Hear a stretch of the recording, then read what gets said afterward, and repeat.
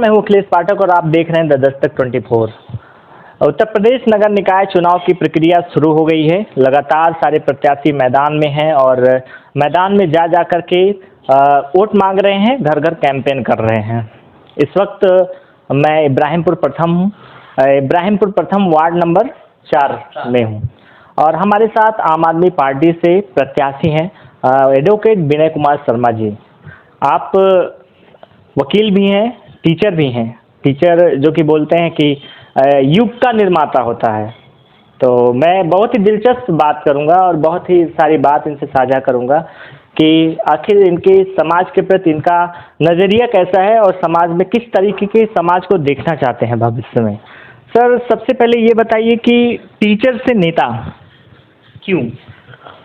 बिल्कुल सही कहा, क्योंकि देखिए जो टीचर होता है ज़्यादातर देखा जाए कि टीचर जो बनते हैं वो काफ़ी संघर्षशील होते हैं, हर फील्ड में उनको नॉलेज होती है और ज़्यादातर तो ये देखा है कि कंपटीशन के युग में अन्य कंपटीशनों की लोग तैयारी करते हैं और पहले से नहीं उनका प्रोफेशन होता है कि वो शिक्षक बनेंगे, लेकिन कुछ कंडीशंस होती हैं, कुछ परिस्थितियाँ होती हैं और परिस्थितियों के कारण कभी कभी लोग शिक्षक बन जाते हैं।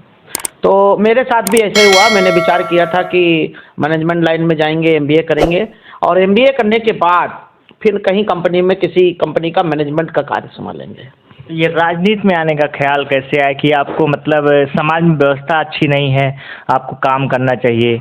आप शिक्षक रह के भी तो समाज के लिए लोगों का बदलाव कर सकते थे, बच्चों के लिए, उनके अच्छे भविष्य के लिए उनको पढ़ा सकते थे, उनको अच्छे तरीके से रेडी कर सकते थे। जैसा कि मानना है कि एक बेहतर शिक्षा ही पूरे समाज को बदल सकता है, तो इसमें आपको राजनीति में आने की क्या ज़रूरत पड़ी? हाँ बिल्कुल, आपका महोदय बहुत अच्छा प्रश्न है कि राजनीति में आने की क्या ज़रूरत है शिक्षक को। देखिए, शिक्षक जो होता है वो समाज को जगाने का काम करता है, अपने विद्यार्थियों को विद्या देने का काम करता है। लेकिन मेरा मेन उद्देश्य जो है राजनीतिक क्षेत्र में आने का ये है कि मैं आम आदमी पार्टी के जो राष्ट्रीय संयोजक श्री अरविंद केजरीवाल जी हैं, वो इतने तेज तर्रार और ईमानदार व्यक्ति हैं कि उन्होंने जो स्वच्छ राजनीति करके जो दिल्ली में दिखाया और दिल्ली के राजनीति को देखते हुए मैं उनकी राजनीति नहीं कहेंगे, उसको कहेंगे राष्ट्रनीति।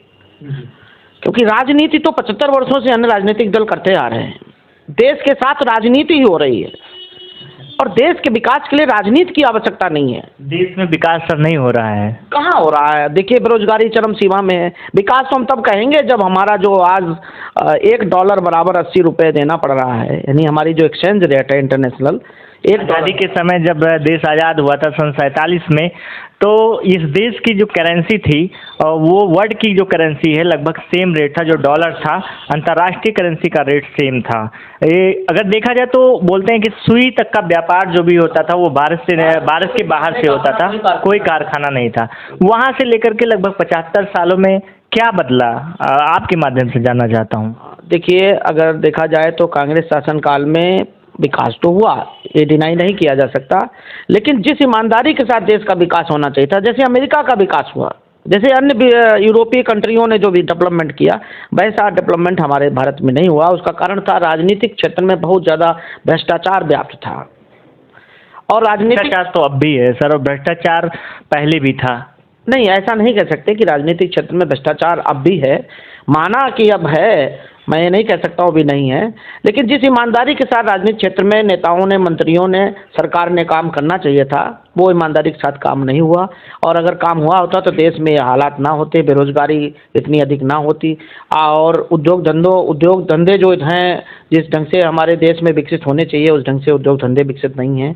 कृषि क्षेत्र को जिस ढंग से बढ़ावा मिलना चाहिए कृषि क्षेत्र को उस ढंग से बढ़ावा नहीं मिल रहा है।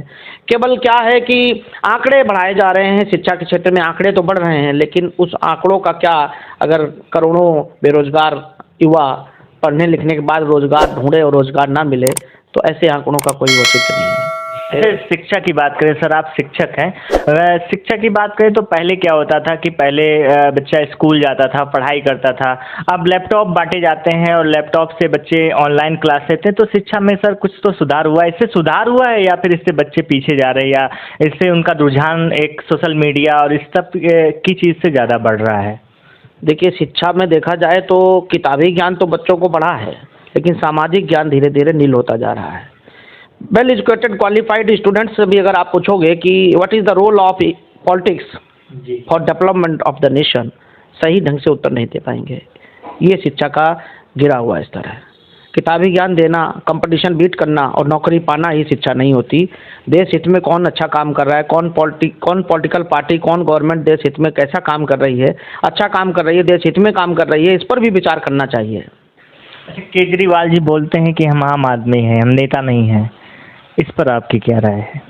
मेरे हिसाब से बिल्कुल सही बोलते हैं, बिल्कुल आम आदमी हैं। अन्य राजनीतिक दलों की तरह जो राष्ट्रीय अध्यक्ष जिस जलवे डलवे के साथ चलते हैं, जिस वीआईपी सुरक्षा और दुनियादारी के साथ चलते हैं, वैसे हमारे राष्ट्रीय संयोजक नहीं चलते। गांधीवादी विचारधारा है कि उनकी अलग विचारधारा है? देखो, गांधीवादी विचारधारा की बात नहीं कहेंगे, लेकिन फिर भी उनके साथ भी कई लोगों ने हमले किए, शुरू में अन्याय किया, काली स्याही पे की, अंडे फोड़े, फिर भी उन्होंने गांधीवादी की तरह ही उन्होंने जवाब दिया। गांधी जी जैसे अब देखा जाए जब इस देश में अंग्रेजी शासन था, सबसे पहले अंग्रेजी कंपनी आकर के इस देश पर शासन की थी। आप सोच सकते हैं कि कंपनी थी, कोई देश का कोई राजा नहीं था, कोई नेतृत्व करने वाला नहीं था, एक कंपनी ने आया और अपने वर्चस्व को बढ़ाया, पूरे देश में शासन किया।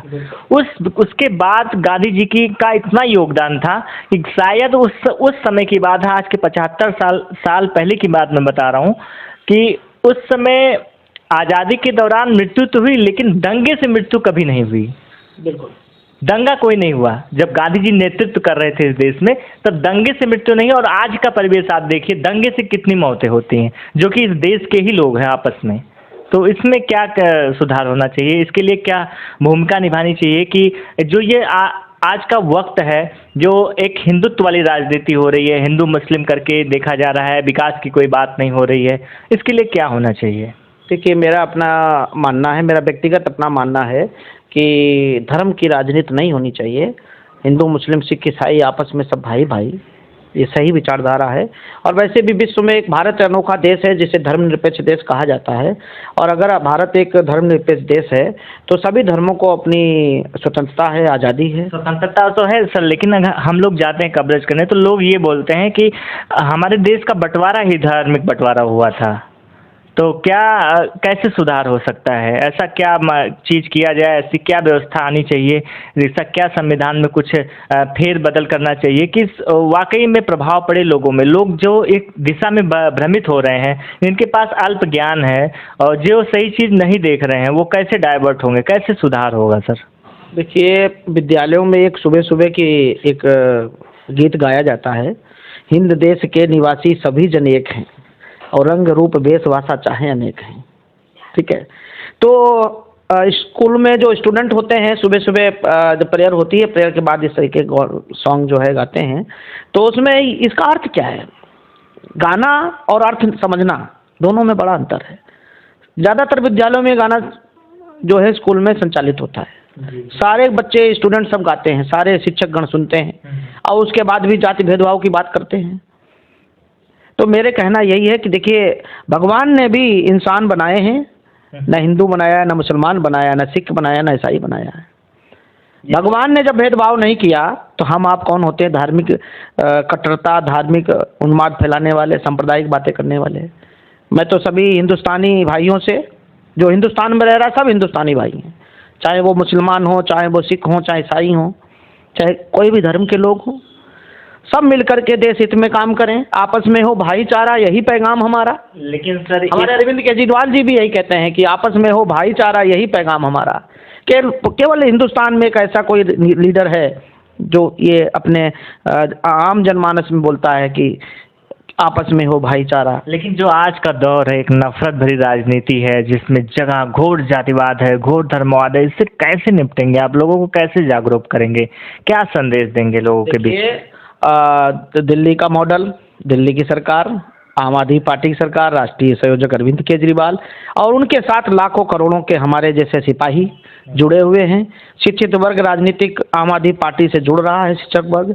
ये सबसे बड़ा देश हित में संदेश है कि जो शिक्षक वर्ग है, जो पढ़ा लिखा वर्ग है, वो आम आदमी पार्टी को पसंद कर रहा है और आम आदमी पार्टी ने विश्वास जताया और मुझे इब्राहिमपुर वार्ड नंबर 4 का पार्षद प्रत्याशी बनाया है।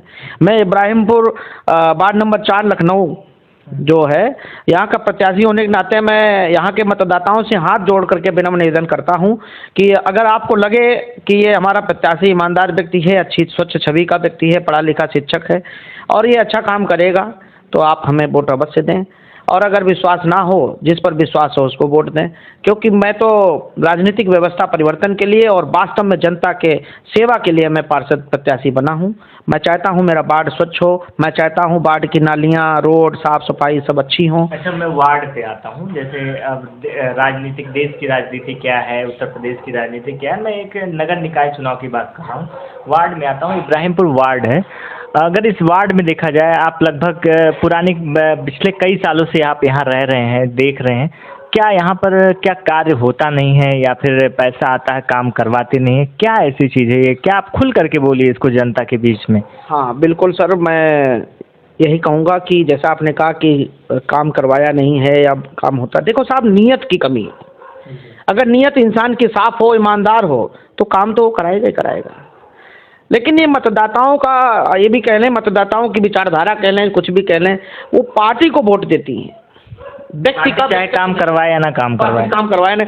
ये मतदाताओं से मेरा विनम्र निवेदन है कि आप पार्टी मत देखिए, आप व्यक्ति देखिए, क्योंकि जो पार्षद बनेगा वो पार्षद कैसा है, अगर वो अच्छा होगा, ईमानदार होगा, स्वच्छ छवि का होगा, नीयत अच्छी होगी, तो वो वार्ड में काम करेगा। पार्टी आकर काम नहीं करेगी, योगी आदित्यनाथ आकर काम नहीं करेंगे, नरेंद्र मोदी आकर वार्ड की साफ सफाई नहीं कराएंगे, पार्षद साफ सफाई कराएगा। इसलिए इब्राहिमपुर वार्ड की जनता से मेरा हाथ जोड़ करके विनम्र निवेदन है कि प्रत्याशी के बारे में जानें, समझें, उसके बाद अपना बहुमूल्य वोट दें। यही मेरी हाथ जोड़ करके विनम्र निवेदन है। आप, जैसा कि मैंने आपके बारे में जाना, आपने बताया भी कि आप 100 मीटर के एथलीट भी रहे हैं, तो क्या ये जो 100 मीटर का एथलीट है वो इस राजनीति में अपनी दौड़ कायम करके रख पाएगा? देखिए, मेरा काम है मेहनत करना, मेरा काम है, मेरा उद्देश्य है, या आप कह लीजिए कि जो मुझे करना है वो मैं करूँगा, मतदाता को जो करना है वो मतदाता करेगा। मैं तो बस ब्रह्म निवेदन कर सकता हूँ, अपनी बात मतदाताओं के सामने रख सकता हूँ, और हारना जीतना तो मतदाता के हाथ में है, ऊपर वाले के हाथ में है। मेरी नीयत साफ है, बार बार एक ही बात कहेंगे। क्या मुद्दा है, क्या मुद्दा है, क्या क्या आपका विजन है इस क्षेत्र को लेकर के, इस देश को लेकर, समाज को लेकर के? मैं निचोड़ जानना चाहता हूँ कि विजन क्या है एक स्वच्छ सुथरी राजनीति के लिए। तो वो भारतीय जनता पार्टी, बीएसपी हो, कोई भी हो, एक स्वच्छ सुथरी राजनीति के लिए बात करती है, लेकिन अगर ज़मीन पे हम जाते हैं, ज़मीन पे देखते हैं, तो ज़मीन पे कुछ अलग ही होता है। तो आपका विज़न क्या है? आम आदमी पार्टी का विज़न क्या है? क्या दिल्ली मॉडल उत्तर प्रदेश में ला करके, चूँकि आम आदमी पार्टी की मैं बात करूँगा तो आम आदमी पार्टी बहुत ही कम समय में एक नेशनल तरीके से अपना छवि बनाया है। बच्चे बच्चे, गांव-गांव, क्षेत्र-क्षेत्र में आम आदमी पार्टी को कौन ऐसा है कि जो नहीं जानता हो? अरविंद केजरीवाल जी के जो दिल्ली मॉडल है उसको उत्तर प्रदेश में और उसके कई स्टेट में उस मॉडल को लोगों ने एक रूप दिया है। अब जगह जगह, क्षेत्र क्षेत्र से लोग चुनाव लड़ रहे हैं आम आदमी पार्टी से, और वहाँ के मॉडल को इसमें दोहराने की कोशिश कर रहे हैं कि लेकिन क्या संभव है, इसका फ़ायदा क्या, दिल्ली मॉडल को अगर यहाँ पे किया जाए तो क्या फ़ायदा होगा इससे? बिल्कुल फ़ायदा होगा, क्योंकि उत्तर प्रदेश की जनता भ्रष्टाचार से, महंगाई से त्रस्त है, परेशान है, और जिस ढंग से राजनीतिक व्यवस्था होनी चाहिए वैसी व्यवस्था नहीं है। पूंजीपति और पूंजीपति होता जा रहा है, गरीब और गरीब होता जा रहा है। आम आदमी पार्टी का जो विज़न है, और आम आदमी पार्टी का जो भी विज़न है, वो बिल्कुल साफ है। उसे अच्छी राजनीति करनी है, स्वच्छ राजनीति करनी है, और जो भी प्रत्याशी इस नगर निकाय चुनाव में जीतेंगे, ईमानदारी के साथ अपने क्षेत्र का विकास करेंगे, वार्ड का विकास करेंगे। और मेरा भी उद्देश्य साफ है, मैं चाहता हूँ इब्राहिमपुर वार्ड प्रथम का अगर पार्षद प्रत्याशी हमें, हमारे यहाँ इस वार्ड का मतदाता अगर हमें बनाता है, भारी मतों से विजय कराता है, तो पूरे इस वार्ड को सर्वांगीण क्षेत्र में विकास होगा। चाहे वो नालियाँ हों, चाहे रोड हों, अगर टूटे फूटे रोड पड़े हैं, कहीं कोई मरम्मत की पक्का होगा विकास, गारंटी के साथ होगा। अरविंद केजरीवाल गारंटी नहीं देते, मैं भी आपको हाथ जोड़ करके आप मतदाताओं को गारंटी देता हूँ, गारंटी के साथ विकास होगा। और जो भी संभव होगा, नहीं अगर मेरी मान लीजिए उत्तर प्रदेश में गवर्नमेंट है, योगी आदित्यनाथ, माननीय योगी आदित्यनाथ मुख्यमंत्री हैं, मैं जो संभव हो सकेगा क्षेत्र के विकास के लिए, बाढ़ के विकास के लिए। अगर मुझे, आप टीचर हैं, आप अपनी बात को खुल करके तो रख तो सकेंगे ना वहाँ पर, वहाँ से योजनाओं को लोगों तक पहुँचाने का काम भी तो कर सकते हैं। योगी आदित्यनाथ से, विपक्षी पार्टी से, यानी हमारी उत्तर प्रदेश की सरकार, हमारे मुख्य जो हैं उत्तर प्रदेश के जो वर्तमान में जो मुख्यमंत्री हैं योगी आदित्यनाथ जी से, अपने बाढ़ के विकास के लिए हाथ जोड़ करके जो मुझे करना पड़ेगा बाढ़ के विकास के लिए, मैं योगी आदित्यनाथ जी के पास जाऊँगा और चहुमुखी विकास कराऊँगा। जो भी फंड आएगा वो 100% अपने बाढ़ में विकास के लिए खर्च करने की कोशिश करूँगा। बहुत बहुत शुक्रिया हमारे साथ बात करने के लिए थे एडवोकेट विनय कुमार शर्मा जी। आप आम आदमी पार्टी से चुनाव लड़ रहे हैं, क्या कहना चाहते हैं? अंत में मैं यही कहना चाहूँगा कि देखिए, मेरे फादर भूतपूर्व सैनिक हैं, 34 वर्ष उन्होंने मिलिट्री की सेवा की है और यहीं एमसी से, कमांड हॉस्पिटल से रिटायर्ड हुए हैं। माँ भी 2 साल पहले एक्सपायर कर गई है। जीवन में बड़ा संघर्ष किया है। संघर्ष किया आपका। अच्छा, एक चीज़ और अब आपसे जोड़ना चाहेंगे, थोड़ा बात लंबी हो जाएगी हमारी। संघर्ष का दौर कैसा रहा है और कुछ इसके बारे में मैं चर्चा करना चाहता हूँ। देखिए, बचपन से लेकर अब तक संघर्ष ही संघर्ष है। पैदा हुआ तो माँ का प्यार नहीं मिला, बाबा दादी का प्यार मिला। बाबा दादी भी उन्होंने पाला पोसा बड़ा किया, फिर बाबा दादी भी एक्सपायर कर गए। तो बुज़ुर्गों ने मुझे पाला है, बुज़ुर्गों से बड़ा मुझे प्यार है और हर माँ से प्यार है। जो माँ की उम्र की है वो सबसे मेरा प्यार है, अपना अट्रैक्शन है। मैं बड़ा सम्मान करता हूँ महिलाओं का, क्योंकि माँ जननी है। हर महिला के अंदर माँ है, माँ तत्व है। और जो भी बहनें हैं, मैं उनकी सुरक्षा के लिए कटिबद्ध हूँ। मैं चाहता हूँ कि नारी की सुरक्षा सर्वोपरि होनी चाहिए, क्योंकि जिस तरीके से अपराध हो रहे हैं वो अच्छे नहीं हैं, देश हित में नहीं है। और मैं ये भी चाहता हूँ कि कोई भी हमारे वार्ड में कोई भूखा ना सोए, कोई गरीब ऐसा ना हो कि बेचारा उसको भरपेट भोजन ना मिले। मैं ये भी मेरा प्रयास रहेगा, पार्षदी अगर मैं जीत गया तो मैं छोटा मोटा ढाबा गरीबों के लिए चलवाने का, फ्री ऑफ कॉस्ट चलवाने की कोशिश करूँगा। जो आए खाए और अपने घर में जाके सोए, ये भी मेरा विचार है। और बाकी ज़्यादा क्या कहें, नहीं तो ये कहेंगे कि वादे बहुत करते हैं, सब ऐसे ही वादे करते हैं। तो मैं वादा नहीं करता, मैं जो कहता हूँ वो करता हूँ। बहुत बहुत धन्यवाद आपका, आपने समय दिया। बहुत बहुत शुक्रिया हमारे साथ बातचीत करने के लिए थे विनय कुमार शर्मा जी। ये पेशे से टीचर भी हैं और इन्होंने वकालत भी किया है और बहुत जागरूक हैं। सबसे बड़ी चीज़ है, देश के बारे में, समाज के बारे में सोच सकते हैं और लोगों के लिए अच्छी शिक्षा दे सकते हैं, समाज में कार्य कर सकते हैं।